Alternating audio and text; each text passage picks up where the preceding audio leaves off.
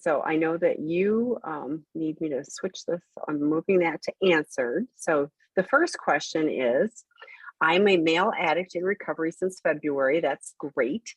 Why does it feel like I'm putting myself down when I'm trying to show my partner empathy and validation of her feelings, especially during triggers? How long do I have to put myself down to my partner to show empathy and validate her feelings? Is this too selfish thinking? Well, I was really with this person until it said, do I have to? And sorry, it's a friend for It's Christmas. how long Uh, do I have to? yeah, it sounds a lot like, how long do I have to be raking leaves before I can come inside? It sort of sounds like a little kid who doesn't want to do what they're doing anymore. All in with, I put myself down because I thought, well, people have trauma, people have issues. For men in particular, it's hard to be humble.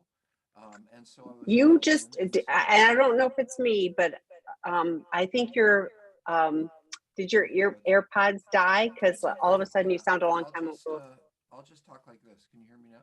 I cannot hear you, but I'm gonna, Hold on.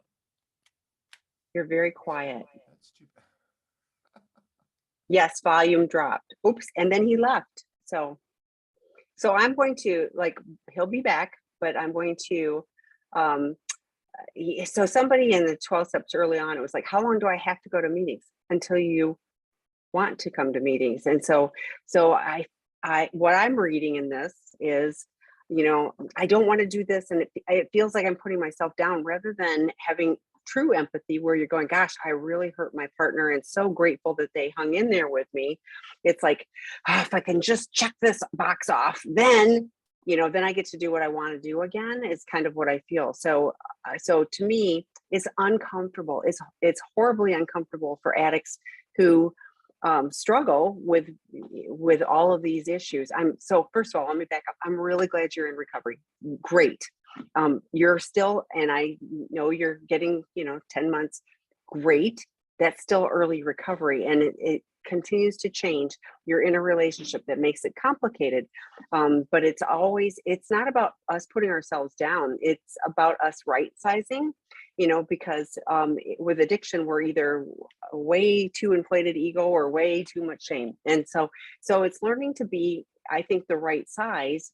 And the more you're able to look at what your partner who is still involved with you, fortunately for you, then perhaps changing the lens, from the glasses you're looking through, instead of like, oh, I'm putting myself down and oh, woe is me, to wow, I have a lot to work for.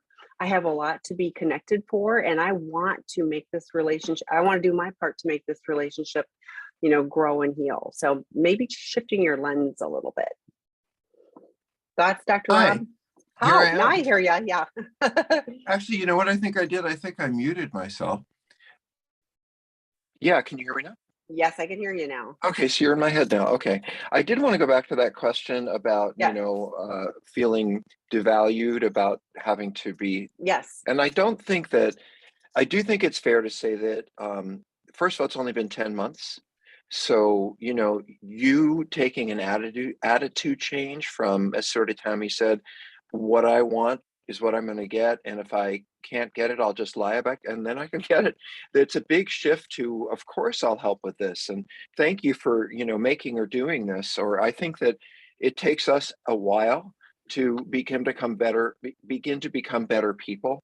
And I think during that time we can be resentful, especially in the beginning. Why do I have to do all I did was that? And I think Tammy was kind of talking about, it may be that you don't fully understand the blow that your spouse took. I did write a book about this called Out of the Doghouse, a relationship saving guide for men caught cheating. And while I will make 10 cents from the sale of the book, it may save your relationship.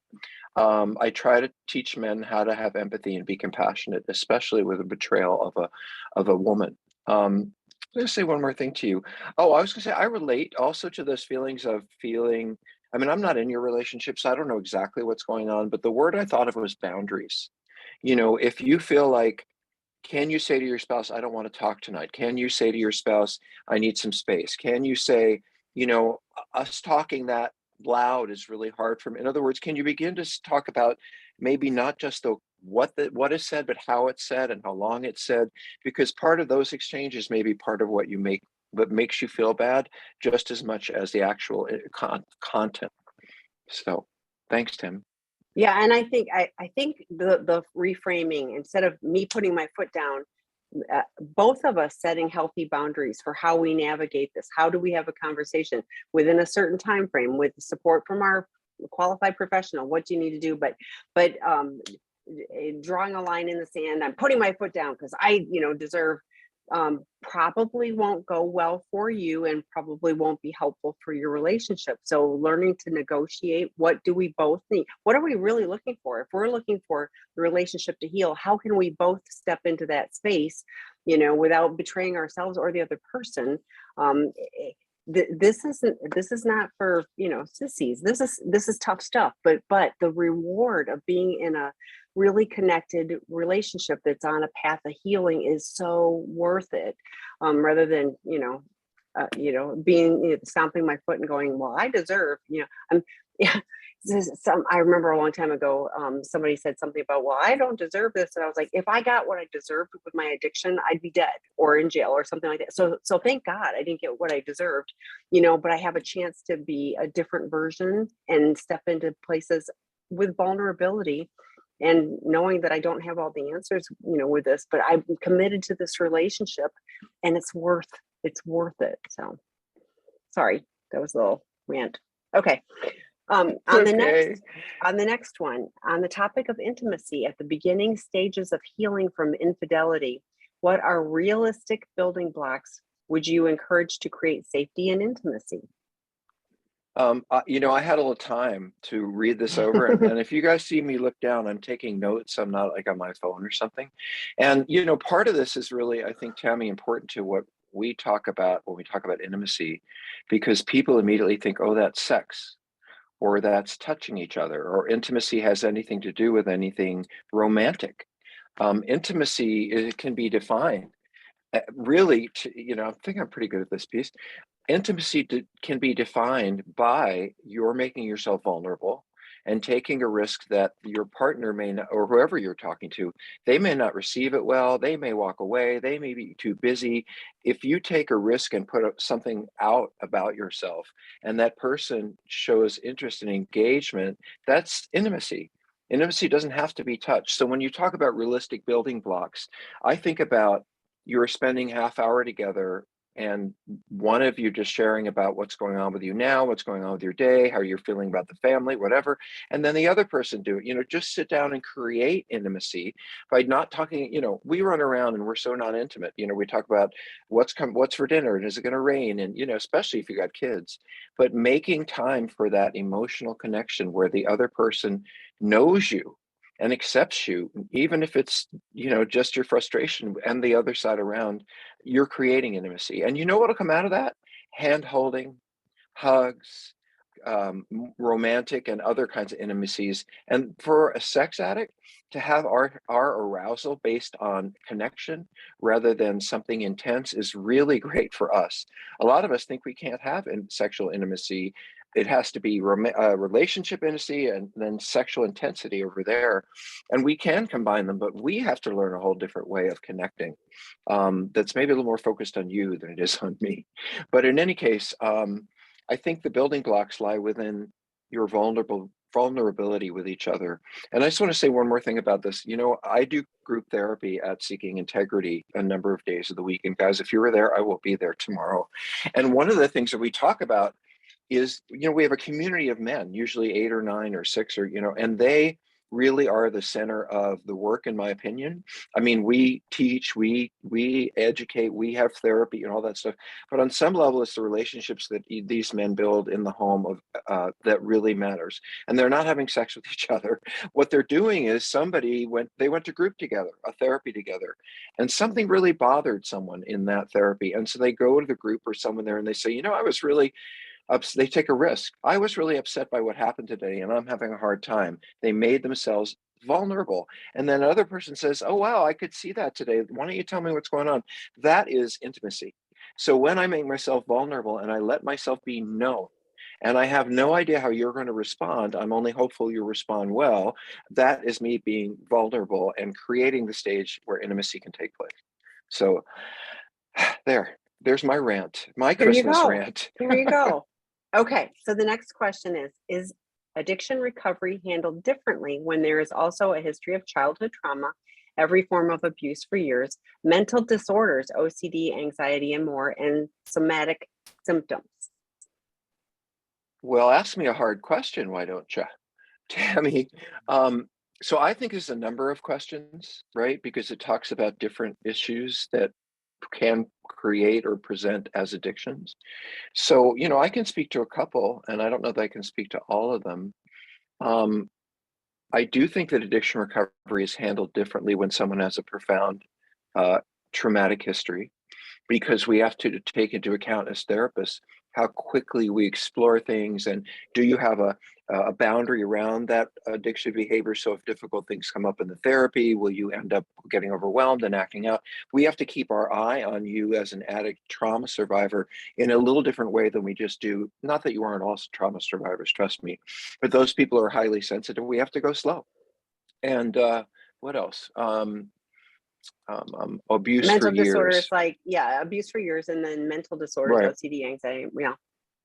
Well, and I have to say this, there are some people, and this is absolutely true, people say to me, when would someone have to go to residential treatment? Here's a good example, because you brought it up.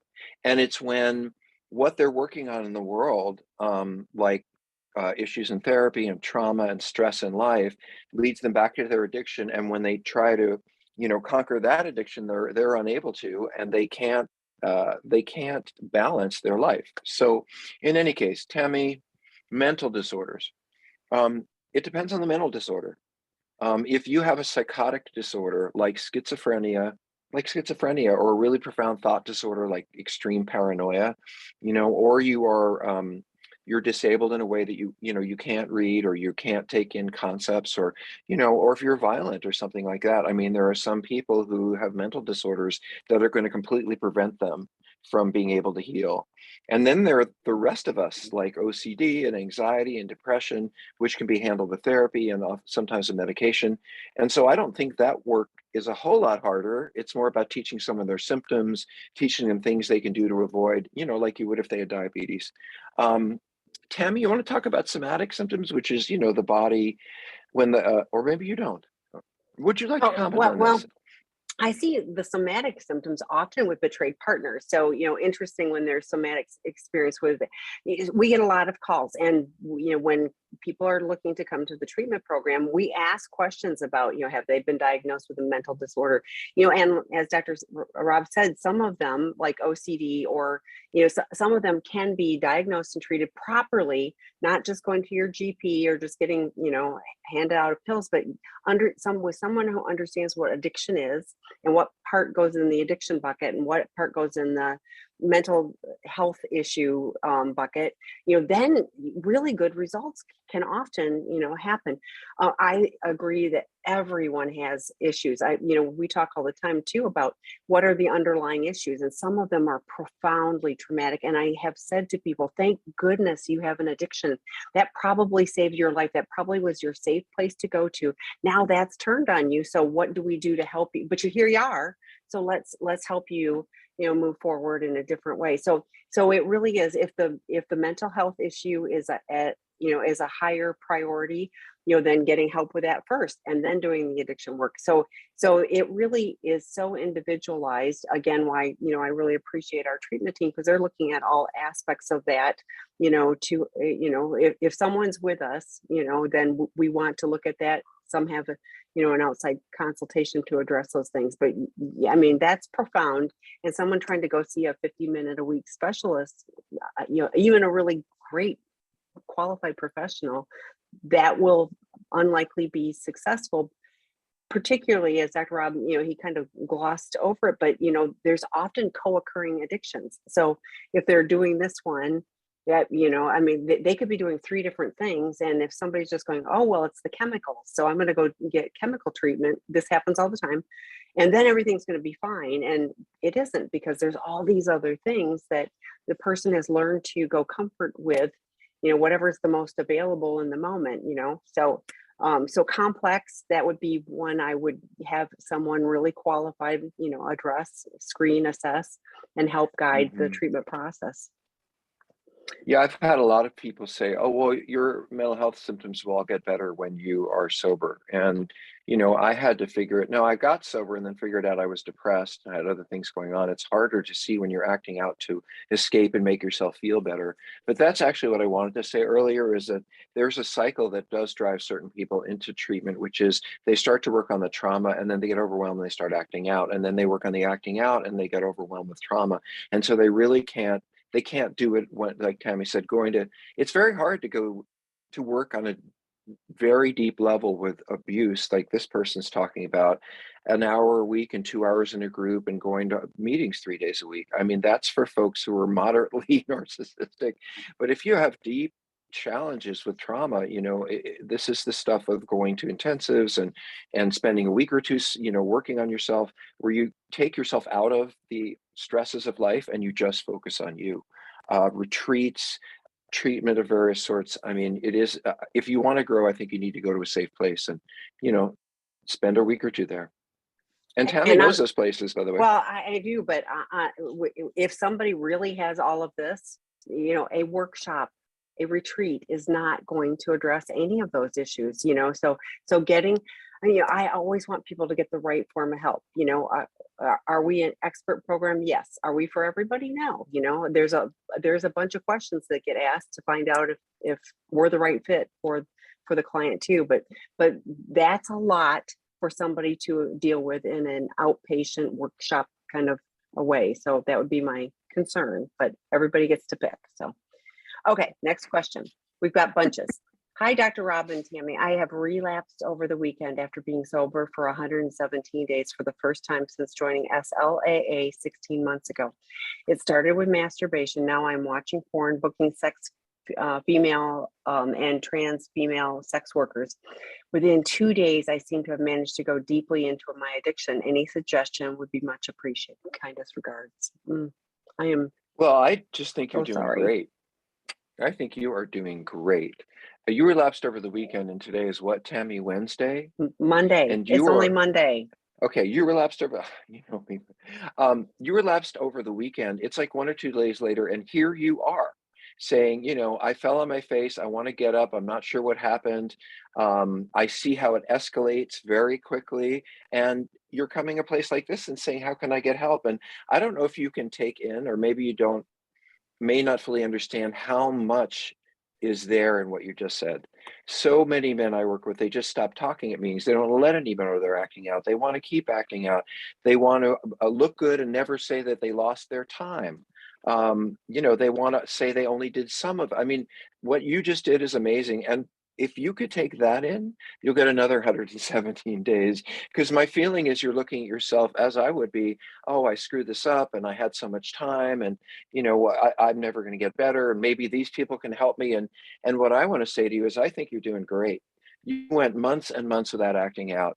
You had a slip or relapse. You came right back. You're aware of what it means. You want to get to work on it. I can't think of a healthier recovering person because no one's going to do it perfectly. I hope you didn't hurt yourself. I hope you didn't hurt someone else. But if the hardest part is going to be letting yourself down.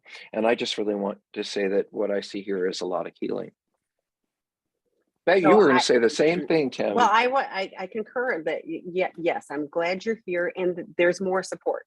So lean in. We've got the drop-in groups on specifically on sexandrelationshiphealing.com, that one. And then I put in the chat because the Sex Addiction 101 level 1 starts again in January. Great foundational pieces. That may be, the next puzzle piece that you need to, to have more time. So lean into the resources. Thrilled you're here, but there's lots more. So bunches of free things on this site, and then the work groups are on the other one. So I did want to, Tammy, I'm sorry, yeah. say something about the female sex workers and trans female sex workers. It was in the last question, Yeah. which is those are different issues than addiction. When someone's into something, whether into trans folks, whether into if they're into some fetish or that's something that is part of you, and it may or may not something you could stop, but I wouldn't call it addiction. You may act it out in ways that are addictive, like hiding and keeping secrets and paying for it and all that stuff, and hating yourself. But the fact that you have this attraction is not an illness. How you play it out may be the problem. So I encourage you to separate what turns you on from how you play it out in the world. Otherwise, you will not have peace, if that helps you. And probably will struggle with perpetual relapse too. Yes, The that's finding right. the peace is what we, living most hours of most days in a form of serenity. Not that I'm all Zen, but like I don't You struggle are with not who I Zen am. tonight, I am Tammy, I not. can tell you. No, but it's one of those. I don't struggle with who I am. Like I accepted this. Who I'm continuing to work on it. That being congruent. We're seeking integrity. I want to have integrity with my actions.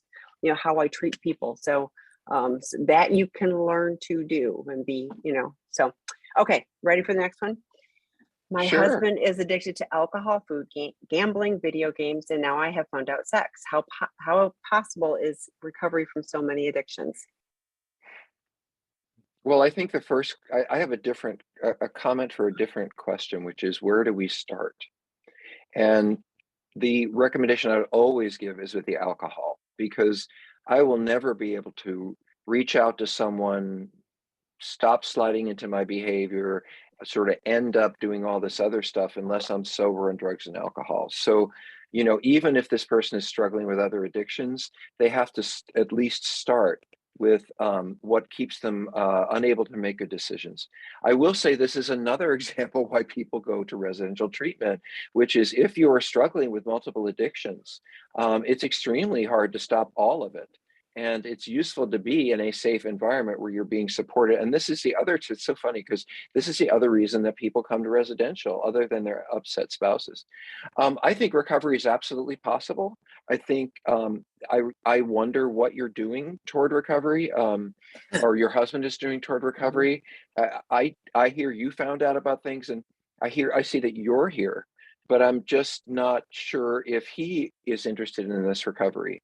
I tell me, I do consultations for couples on a regular basis, and it inevitably happens that the male partner who's been cheating, it's often the male, says, I'm doing so much. I'm going to some meetings, I'm going to some groups, and I read your book, and here I am having this consultation with you, and I started this new therapist, and it sounds really good until I say to their spouse, to their partner, who got him the book? Who found out about those meetings that he is going to? Who set up this call? Who? And then I start to hear that they haven't done anything. What they've done is follow what their spouse told them to do. And then they turn around, as most addicts do, and say, look how well I'm doing with the things you told me to do. But I'm actually not doing any more or any less. So recovery is very possible. You have to start with the substance. And yeah, Tammy, I've said it. What do you want to say? So I look at this as lots of forms of addictive behavior. Core issues are, have to be addressed. So stop the drinking for sure. But, until and unless the core issues, the reasons why, in the previous question, we talked about the maladaptive coping mechanisms, there could be something so hurtful and wounding, when he was young, that he found all these great ways to escape from having to feel and to be connected, and they just snowball and I can't drink at work, but I can, I can use food, I can use gambling because I can do that on my whatever, so it's kind of the opportune. I kind of call it the garbage can of addictions. It's like I'm going to do all of them and I'm going to do whatever I can do right in the moment, so I can't do that one, so I'm going to do this one. But at the end of the day, it's still about taking me away from the pain, numbing me out, but it's also keeping me from being truly connected in a meaningful way to people that I care about, and highly problematic. I mean, all of those have risks of varying degrees. Um, uh, Health, but I mean, life. People. When clients call our program, if they're drinking alcohol, that's probably the most scary, well, one of the more scary ones to me. Meth is super scary too, but because alcohol abuse, people need detox. They can't just sleep it off for a couple of days. It's really scary. So I hope he gets the help he needs. So okay, ready for the next one? Ever since my wife caught me cheating, acting out sex addiction, the power dynamic has shifted in our couple. I am the one that cheated, and I feel like I must atone for my misbehavior. I guess equilibrium will returning with enough time. Any suggestions to help in the meanwhile? Well, what I would say to this person is I think you suffer from a lack of humility. Yeah, I was thinking the You same thing. suffer from a lack of humility because what you're fighting for is, I want to get my control back. I want to be the one in charge. And that's not going to head you toward healing anything with your spouse. You have dramatically um, abused her and hurt her heart. And this is not the time for you to be what you're worried about is so minor compared to the bigger problems you have. Your family is falling apart. You've destroyed your partner's self-esteem. If you have kids, I'm sure they've been affected. And you're concerned about how you're being treated or how you have to act in a way you don't like. I would say your priorities are probably off, not to be disrespectful. And yes, you do have to atone for your behavior. That I'm glad you guessed that. That's absolutely right. I wouldn't just feel like I had to. I would think about how I could. And I would ask my spouse, how could I ever atone for this, and see what they say. I did, again, right out of the doghouse, because no offense, sir, but you are the classic example of a man who doesn't have any clue what his female spouse is going through when he's profoundly cheated. And I don't think that's on you as a bad thing. I don't think you're a bad person. I just think it takes learning and understanding, rather than, I think I know what they're going through, or it's been a couple of months, they should be over it. It really helps to understand what someone has been through. You have to understand what they've been through in order to help them and help each other. So I don't, and just to say this, I don't think whatever you call equilibrium. So let me tell you what equilibrium was before your wife caught you cheating. What it was you had all the power because you knew everything. You knew then where you were, when you were there, when you weren't there. She was in the dark. You could make up any lie or any excuse, and she really, she trusted you, and you abused that trust by doing whatever the heck you wanted. And then she was okay. That equilibrium. First of all, that's not can I say that? Equilibrium. Equilibrium. That is you being in control, you having the power, and feeling like your spouse doesn't really matter and they don't deserve to. So I hope that you never return to that. What I hope you return to over time is some sense of balance, where you are both informed, you're both supporting each other, and you've worked through some of this pain. And I want you to understand that I understand that you want to seek peace and you want to seek normalcy in your home, and you want to be able to go back to being good together, which also is a wonderful thing. But it takes a lot of time, and it doesn't just take so he said, any suggestions to help in the meanwhile? What are you doing, as Tammy often says? I think that if you say to your spouse, I've started this therapy, I'm going to this support group, I'm reading this book, I went online and joined their, introductory session to sex, or whatever it is, and you can join us or not. But the point is, what are you doing to show your spouse that that you are able to live in atonement? That I am taking my time to do these things at first to make you happy, and then hopefully over time because I realize I need to. But if you want to restore a sense of peace in your home, demonstrate to your spouse how willing you are to do whatever it takes to make it better. Yeah, Tammy? I was thinking the same thing, that there wasn't equilibrium. There's a different power dynamic. So yeah, now it's shifted. But yeah, so Dr. Stan Tatkin did a great podcast with Dr. Rob on sex, love, and addiction called We Do, and it's about a partnership. And it isn't this. It's the two of you against the world being better together in a healthy relationship. That's how it is. In an unhealthy relationship, it isn't. And you're better off not in a relationship. So creating an equilibrium, I won't even say restoring, creating an equilibrium where the relationship is primary, not what I want, and not me being in control. But I also wanted to comment on, I guess with enough time, no, time has nothing to do with it. Partners, unfortunately, can report 3 years later that he's still the same jerk that he was. And so it isn't about time. It is exactly what Dr. Rob said. It's about action. You're here, and I honor that. I am so glad you are here doing this. So what do you need to do on a daily basis? I put the Out of the Doghouse work group. It starts in January. Sign up for that. That'd be a great start. Read the book. Read the book in advance. Join the men's drop-in groups. They're talking about this stuff. They're talking about, my wife is mad at me. I don't know what to do. And they start talking, and the other guys will say, well, maybe your wife is mad about whatever. I don't know. I'm not in those groups, but continue to act into recovery, and change will help over time create a place where you can have peace and equilibrium within the relationship. So I'm really hopeful. I wanted to tell you that. So there's always hope when people are willing to step into that space. So, okay. And I just one more thing. Mm-hmm. I like to play with words. I mean, it's one of the Mm-hmm. reasons that we called our place integrity. But the word equilibrium has something to do with being equal. And nothing in you described how things were before are equal. And right now, they're probably not equal because you're, as we say, in the doghouse. But there will be a time when you will share equality. It's not going to look anything like that was before. So anyway, thanks, Tammy. I like that word, equilibrium. Yes. They just never had it. No, they're on the teeter totter, and it's gone up and down. So, okay. How often should my SA husband and I do check-ins?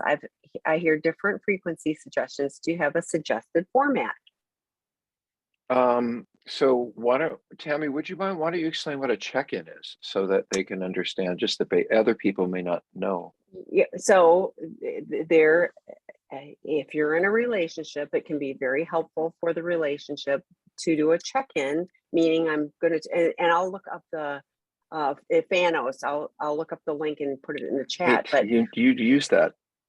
Yeah, it's a I format. forget about that. Yeah, it's a format for checking in. I think it really depends on your relationship. If you want to do it every day, I think that's great. It should be, I think, at a set time. I think it should be both of you checking in. It isn't just it isn't like I'm reporting to the teacher. It's about how do we, here's where I'm feeling emotionally. Here's all of those things.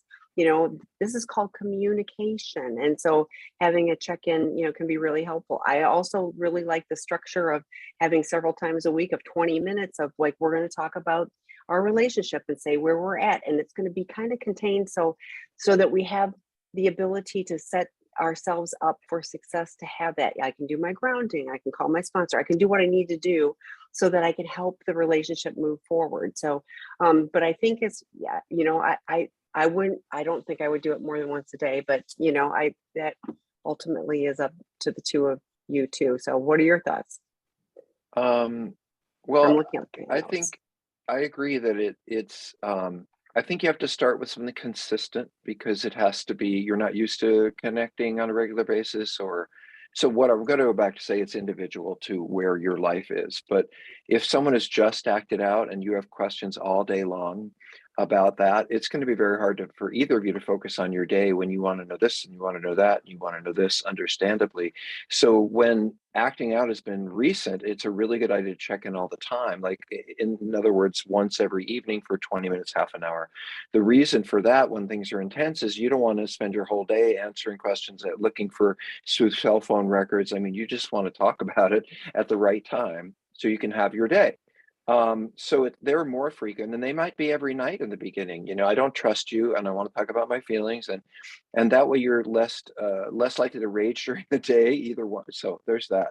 And then, I agree that it is communication, it's connection, it's building intimacy. And so if you can take half an hour twice a week at a certain point, but I know people who all kinds of, do, I'll give you the format in a second, but I know couples who do all kinds of ways of connecting. I know couples that pray together. I know couples that read together in bed. I know couples that have all kinds of ways of having meaningful check-ins and intimacy building without having to talk about the issues. I don't think it should be that, well, we have a Wednesday check-in and I'm fine and you're fine. We got to sit down. Maybe it'll be the night to go for ice cream or something. But as far as a format, the most important thing is, first of all, time it. You got half an hour, set your phone or whatever at 15 minutes so that each of you have a fair share. And the best way to do this takes a little bit of work. The best way to do this is for someone to talk for 10 or 12 minutes and their partner to say, I think these are the things I heard you say, to repeat it back to them. That's really the best way to do it, because that tells you that the person really heard you. Or if there's something they didn't understand, you can correct them.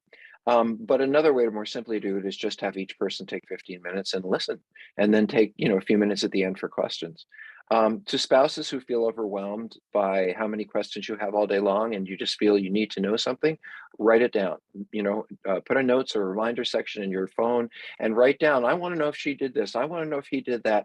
I want to know how many times or how much money. And when you sit down and have the conversation, that's when you could talk about it. Not when you're taking the kids to school and you've got to handle, your parents for the holidays. That's not the time to be demanding of your spouse that you want to see their cell phone. Anyway, Tammy, we're ready Well, to move on? I think so too. I just want to, I also think for some of the partners, because I need to know all the gory details, you kind of talk about, I want to know this, I want to know that, like journaling about it, talking to other betrayed partners, talking to your qualified professional. What is it you're looking for? Because there's probably something more than I just want to know these gory details. I'm looking for safety. I'm looking for, I'm thinking, oh, he likes this body type better than mine or what. There's something underlying it. And that's probably more of what you're looking to have answered than the gory details that you get stuck in your head. I hear this all the time where partners have asked those questions. The betrayer goes, I have to tell her, she wanted to know. And now the poor partner is extra traumatized. It wasn't helpful as they thought it would be. It adds to the hurt. So I want you guys to have the best shot at healing. So be careful. Like, you think I deserve to know this. You deserve to know the things that are going to help you, and you don't deserve to be more traumatized. That's my wish for you. So, okay. And I'll say one more thing. Every time you spouses say, this is the last question, and those of you who've acted out, male or female, that will never be the case. So if anyone thinks, well, if I just answer this question, then it'll get quiet tonight, or we'll be at peace, or we'll be able to watch the Great British Baking Show, or whatever it is, the reality is that there'll never just be one more question. And it isn't because our spouses are intrusive and demanding. And I really believe that they are looking for a reason to stay. Mm-hmm. Mm-hmm. And I think spouses do all of that, looking and searching and questioning, not because they're looking for a reason to leave, because they already have a reason to leave. They're looking to see if there's so much going on that they wouldn't be able to stay. And that's why I always validate the spouses in the first couple of months. Look at whatever you need to look at, and don't let anyone ever say to you that's not okay. I'm not saying to hurt your partner by sneaking around, but if you want to see their Facebook page, you can get the password. If you want to see that, whatever it is, you ask for it and you should be able to look at it. There's nothing to hide. So the next question, I'm the betrayed partner and my husband is an enmeshed son with sex porn addiction. First of all, I want to thank you profusely for your dedication to helping those of us who need your expertise. Thanks to you and all of your support team at SRH, that's sexandrelationshiphealing.com, right up there. I believe my husband is in recovery. Yay. Can you please talk about reintegrating healthy sex 5+ months since D-Day? And thank you. Oh, thank you, Tammy. God bless you. Thank you. Thank you for the kind words. So, well, why didn't say thank you, Dr. Rob? Because it said thank you. It said, Tammy? no, look at this. First of all, I want to thank you profusely for your dedication to, like, you got Yeah, but where's the part about thank you, Rob? This is a question to you. This is all about I you, Dr. Rob. This all is me about being playful. I know. So I know what you're gonna be able to type in, I hope, is the sexual reintegration therapy by the Burkhaws. Yes. So this question has been asked before, once in my field, or watching it for 30 years. At first, we had to figure out what addiction was in terms of the behavior, and then we had to figure out, how to address it and how to deal with it as an addiction. And then we had to realize that the spouses were betrayed, and what is it that they needed, and how could we support them. And we got all the way to there, and then no one had actually talked about, well, what do they do about sex?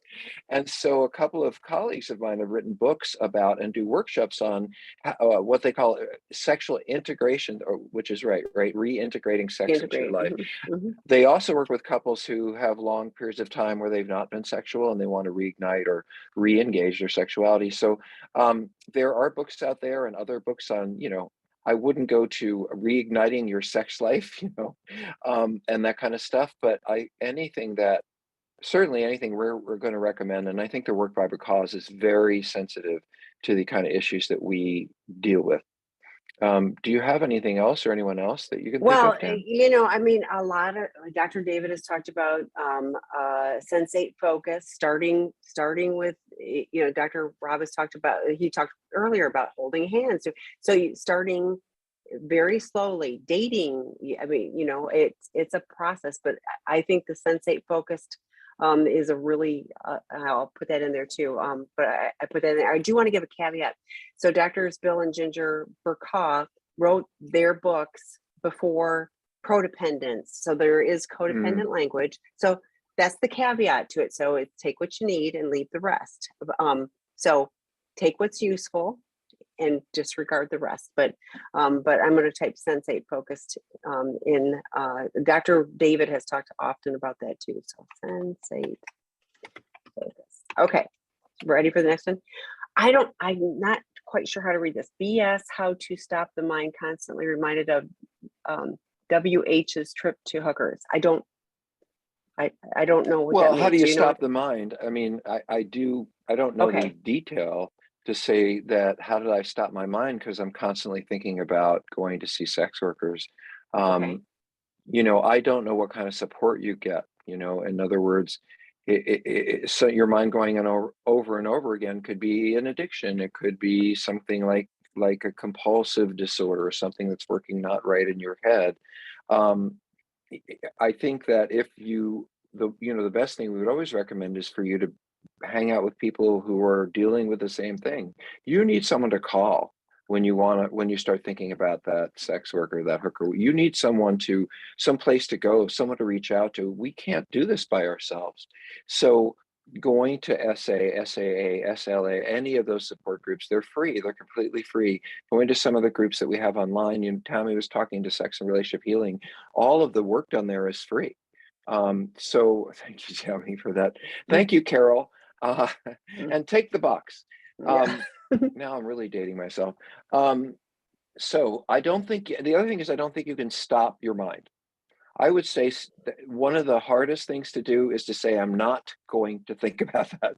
But you could say, what am I going to think about when I start to think about sex workers? I need to start thinking about, something like, what am I going to do this weekend? Or give yourself a couple of things that you can think about so that you don't sit there and say, I won't do this, I won't do this, I won't do this. But you think, oh, I'm going to go over there. So having people to reach out to, really focusing your thoughts away from what you're thinking about, and keeping yourself, I'm gonna say this, when I wanted to meditate and took time with meditation, I don't know about you, Time, but the thing I hate about it was I didn't hate it, it just made me aware. I'd be sitting there meditating, and then all of a sudden I realized I'd left. I was thinking about something else, and then I have to come back. And then like 2 minutes later, I'm like thinking about the laundry. And it's that constant pulling back into being focused, I think is very, very difficult. But that's what's happening here. That's what's needed is well, anyway, I won't go on and on. Tammy, do you want to say anything? Well, I think that's why journaling is so powerful, because you can just let the things flow. The thoughts flow, and it doesn't matter. Like, it doesn't like, oh, I have to sit here for 20 minutes and, think good Zen thoughts, So, but the other thing is, like you said, trying not to focusing on something different. So, we talk about the 3-circle plan. What's in the outer circle? Go do something like and I think having a plan before it happens so that I can go do whatever it is I'm going to go do, whether it's I'm going to go call a friend, I'm going to go for a walk, I'm going to do something, preferably you know, Healthy. very, yeah, healthy, but very different, you know, than, okay, I'm sitting at my computer and I shouldn't look and I shouldn't go do this and I shouldn't do, you know, like that does not serve me or anyone else well. So, okay, next question is the one right above it. I mixed them up. So I Hello, read it. Dr. Oh, Rob. Can porn addiction cause psychological impotence? I have stopped acting out for 4 months from porn and chemsex, but still have ED issues. Was ED already present before addiction to porn since childhood? well, I can't say. It's interesting. I mean, I don't quite understand why you're saying was ED already present before the addiction, because um, I think that's something you'd know, like if you were able to get erections or not get erections before the addiction. I would maybe switch this around, which is, I think some of the reasons that we turn to porn and sex and drugs is because, as Tammy said, we have a lot of issues underneath that are keeping this pressure on, especially when you have multiple addictions. And this is, again, a perfect example of why I would worry about someone trying to fix this out in the world. It takes a lot of support. But I guess what I would say to you that seems important to me is it would be okay if you don't have erections for a while. Like, there's a lot of stuff that it feels like you have to work out. How long have you been sober from drugs and alcohol? 4 months. Okay, that's not a very long time. Let me tell you one more thing Dr. David Fawcett would say is, if you are a meth user, this is interesting. Many, or if not most, meth users, when they stop using, are not interested in sex at all for up to a year. You have so burnt out the neurons that are involved in sexuality. You've so hurt your brain, because meth truly does hurt your brain, which is a whole other discussion. That sexual pleasure is probably going to, or even sexual interest, could be 6 months to a year. So, to me, in this situation, when I hear chemsex, I think meth. And when I think meth, I think yes, it's going to stop you for a while and you're not going to be interested, or when you are, it's not going to be very interesting. And the other thing is the porn.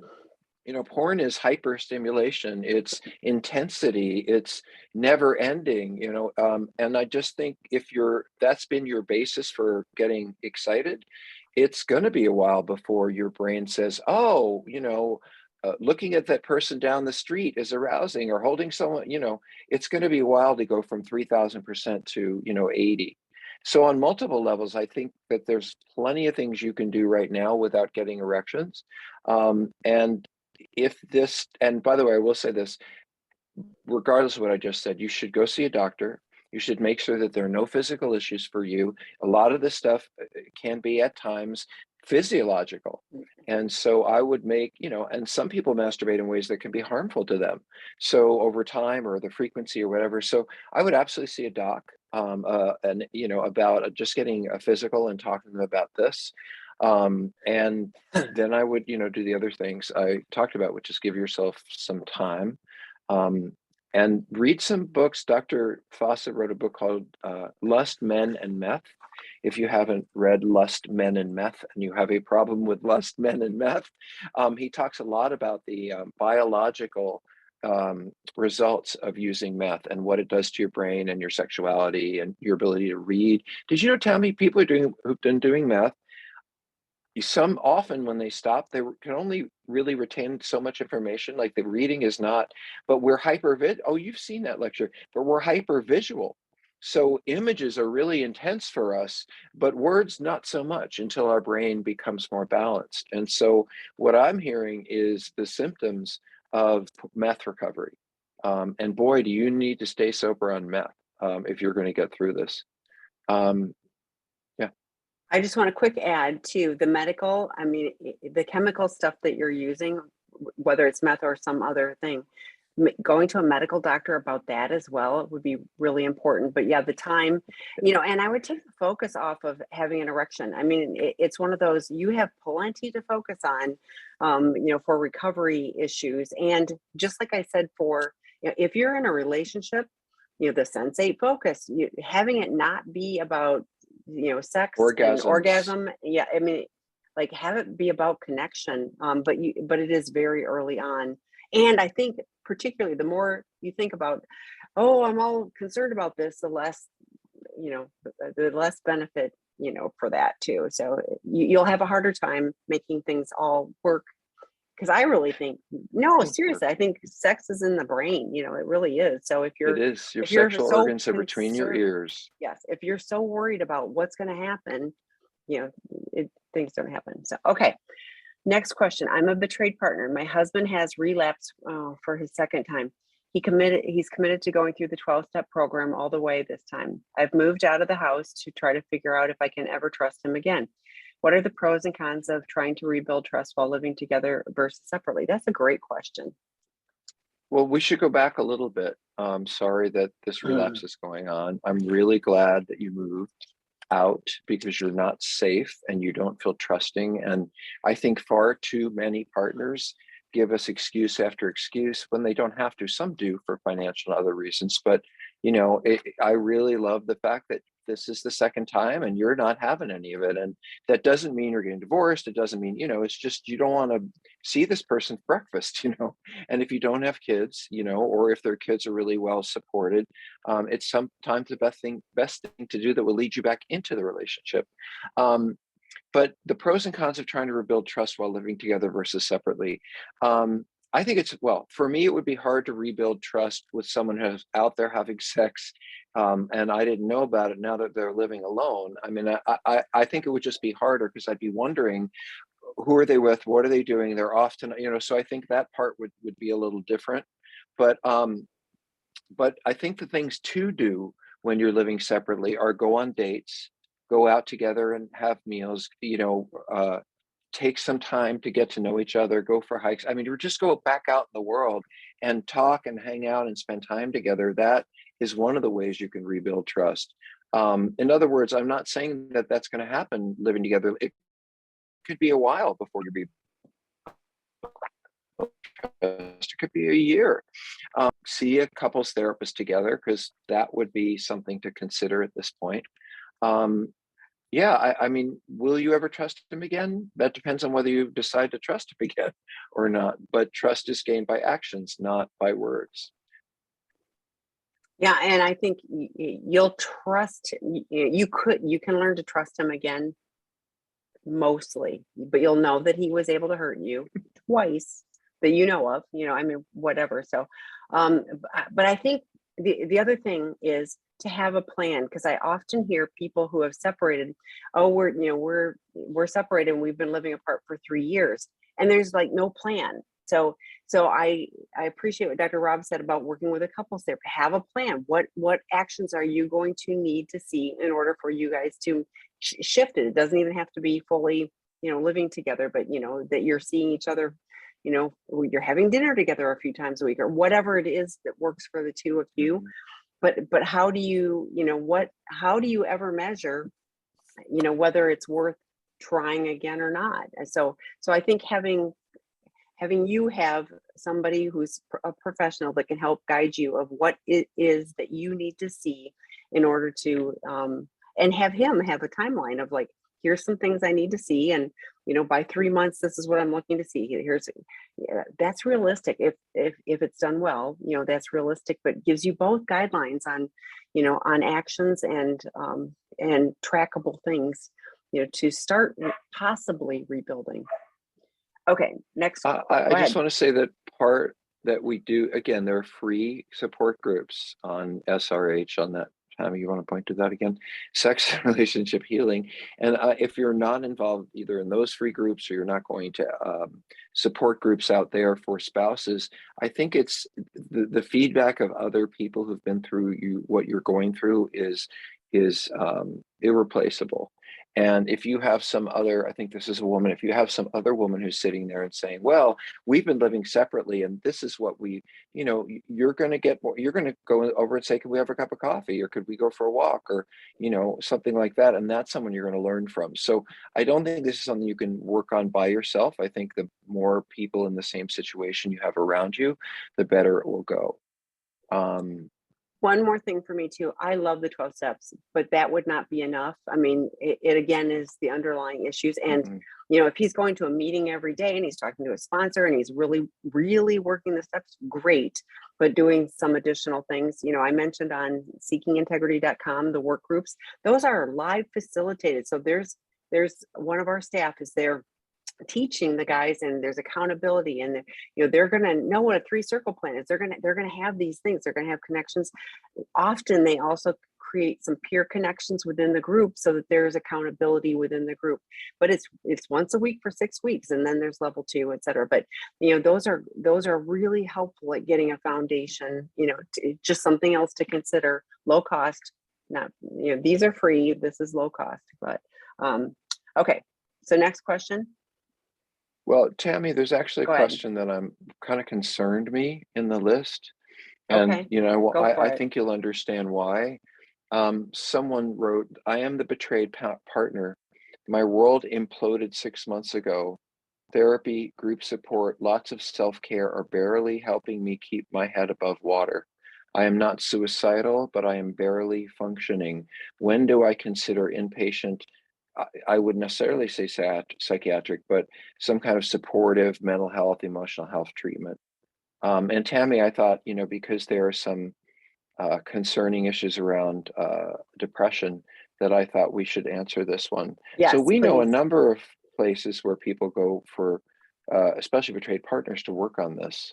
You have a few in your mind, or would you few you might want to send out? Or It would be one of those where email me, Tammy, TAMI at seekingintegrity.com. And because there's all kinds of things, from a private intensive for a few days with someone to the 30-day residential care. There's everything in between. So email me and let me know where you're located and what you're willing to do. That would be a factor week too. or a So month, or right. yeah. By the way, I I do mean, want to say so that it is to support all you. I'm sorry, Tammy, to support all you spouses.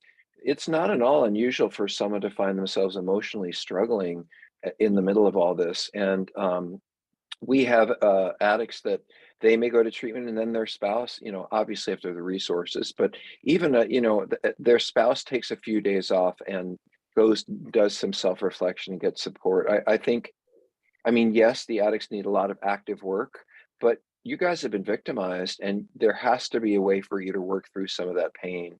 I don't think you have to sit around and just wait for your husband or wife to get sober. I think you need all the support and the fun distractions in the world. I had one woman who said to me, I love this. She said, I got through my husband's betrayal by watching every single episode of Downton Abbey. I'm like, okay, if that got you through your pain, good for you. And then you move on. So safe, healthy things. By the way, speaking of safe and healthy, can we say to everyone, have a safe and healthy holiday? We're taking next week off, Tammy, right? yes, Right. and we will Yeah. see So you January 3rd. We'll be back. So, but yes, next Monday, Dr. Robin, the calendar is not updated for that yet. But do watch the calendar. For example, like this Wednesday, Troy Love isn't on, but he will be on the following one. So pay attention to the calendar during the holidays, because there are a few shifts.